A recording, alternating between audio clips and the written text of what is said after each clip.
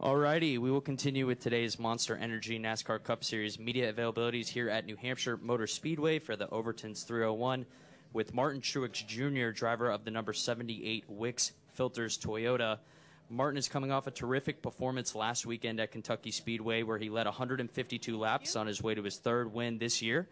He has the most playoff points earned this season with 28. Martin, your family has some history here at this track. Your dad and brother have wins in what is now the K&N Pro Series East. Can you talk about what it would mean for you to get a win here this week? Oh, it'd be awesome. It's been on my list for a long time.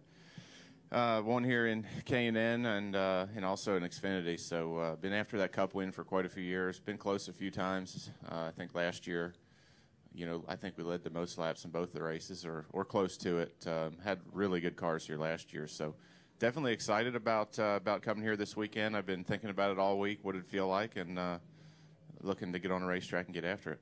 Outstanding. With that, we'll open up for questions. We'll start here with Jerry, and then we'll go to Mark, and then we'll go to Rich. Jerry Jordan, Kicking the Tires.net and PRN.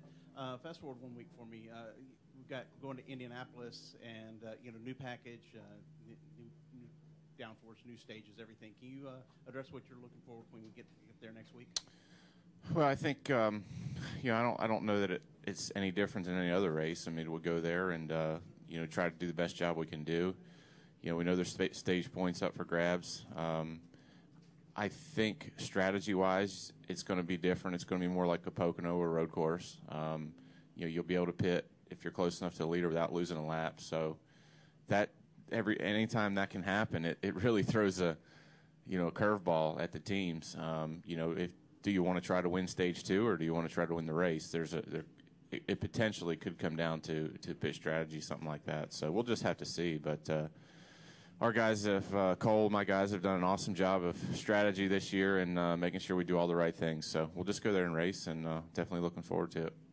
We'll go to Mark, Rich, Brad, Reed.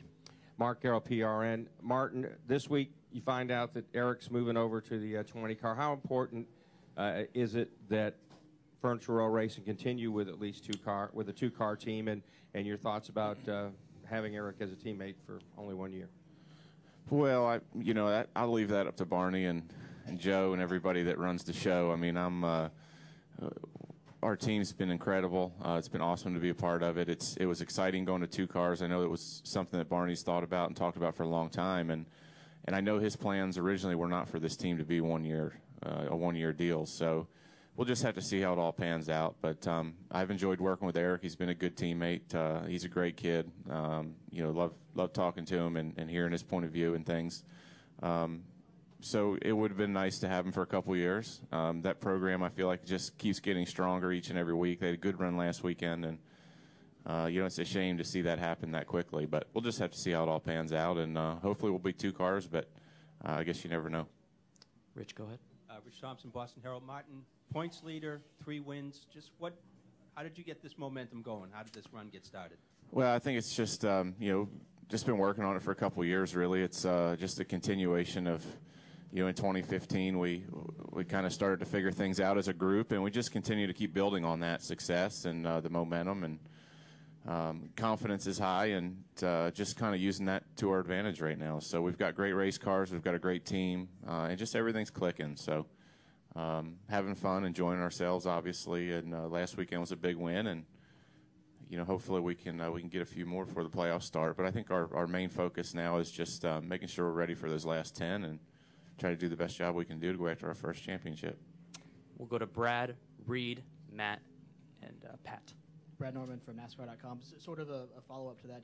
You inherited the points lead with Kyle's penalty, and you guys have kind of gone back and forth all year. There's 15 points on the line for the regular season points leader when the playoffs start. How aware of that are you? Are we at the point in the season where you're thinking through kind of the point scenarios at this point? I wouldn't say we're thinking about scenarios, but we definitely want that 15 points, and we're going to try everything we can do to get it.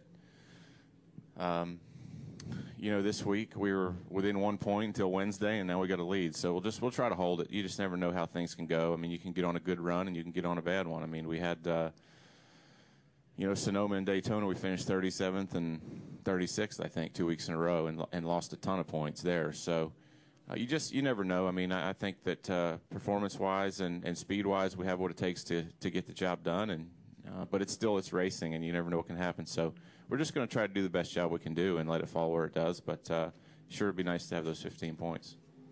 Reed, go ahead. Reed Spencer with NASCAR Wire Service. Martin, have you ever had a 15-second lead before in a race where you've just built it by running away? And from behind the wheel, do you know why your car is that much faster than everybody else?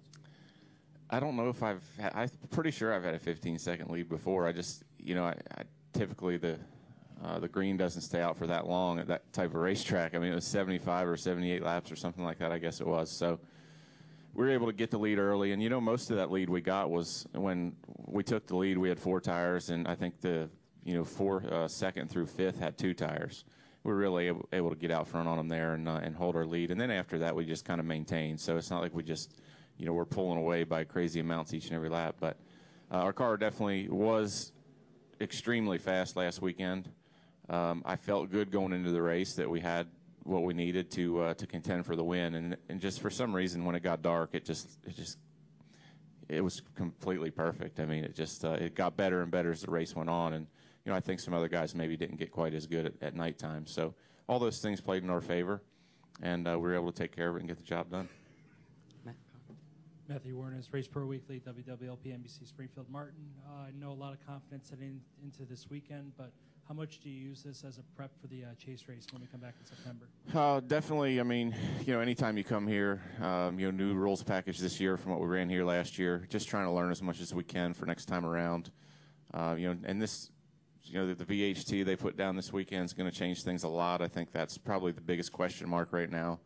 And then, we'll just go through this weekend and try to do the best job we can do, try to go to victory lane, and then, we'll figure out whether we're going to run on VHT in the playoffs or not. It's going to be a huge deal. It's going to be a big time change for this racetrack. Where we're going to run on it, where do you need to run on it?